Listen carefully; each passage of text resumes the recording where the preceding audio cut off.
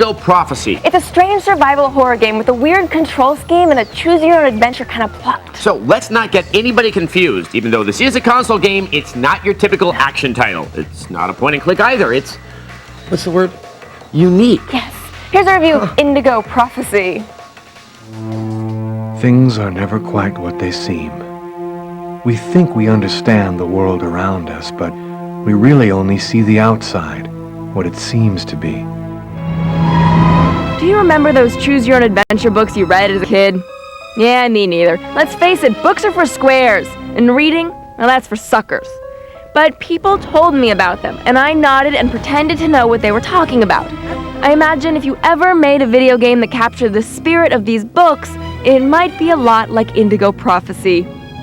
The story is this. A man snaps out of a trance only to find himself standing over the corpse of another man he just stabbed to death.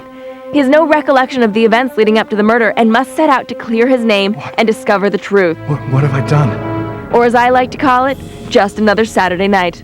Our tale begins in an appropriately disgusting bathroom. Stop peeing and get out of there! Oh. Turn around! See, now you're dead. Good job. What were you doing in such a filthy bathroom anyway? Has anything good ever happened in a dirty restroom like that? No, people get killed in bad bathrooms, so kids, stay out of them. This has been a G4 public service announcement. You get to play with a few different characters throughout this bloody narrative, switching them often. The first person you get to control is Lucas, the hapless rube in this murderous mystery. Hello?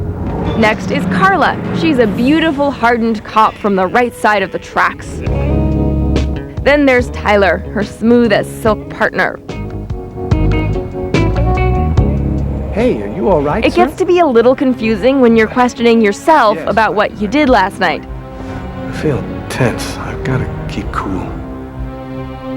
Who am I supposed to root for here? I sure hope I don't outsmart myself and catch myself in a lie that I made up for me to fall for. No? Okay. The gameplay is fairly interesting. It uses simple rhythm presses with the analog sticks and shoulder triggers for everything from getting all Neo on the cops to butterfly presses at the gym. 8! That's right, Carla. Feel the burn. Although, a lot of the tasks feel pretty trivial. Do I really need to be able to make everyone in the game go pee?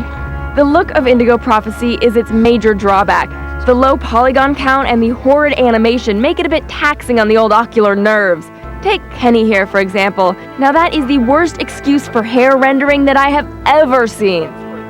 Either that or it's a hair plug operation gone terribly awry. All in all, not every second is exciting, but on the whole, the experience is enthralling and enchanting. You never know what's gonna happen next or what freaky predicament lies around the push of a button. Indigo Prophecy murders its way to 4 blood-stained knives out of 5.